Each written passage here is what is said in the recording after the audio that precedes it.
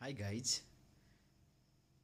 Well, so in this series of video, I was always contemplating about what I should talk about this in this series of making the video. I've just planned to make videos in some formats, which formats are suitable, smooth, and easy to comprehend.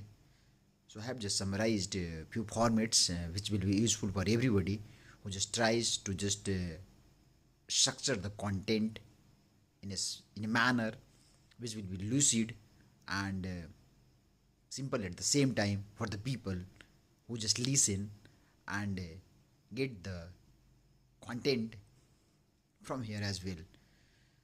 So there is one very standard format, that is the introduction, body and conclusion format, where you have to talk about the introduction, and in the middle you will talk about the body, what we're talking about, and in the conclusion you will try to just end on a very positive and optimistic note. So this is one of the standard format that I try to follow. So going to detail into that, introduction is what you have to just say something very few ways that I follow to just introduce. One is that you have to just put lots of stuffs in the format of statistics should be included to just say or make your introduction quite flowery. So how will you say something like that?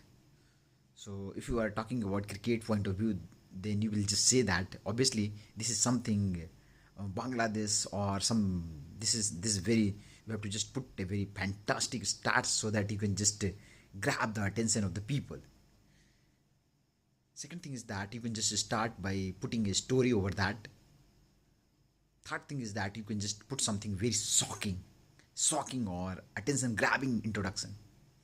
In the middle, you have to just put lots of stops which will be helpful to substantiate your argument, because argument substantiation requires lots of multidimensional point of view.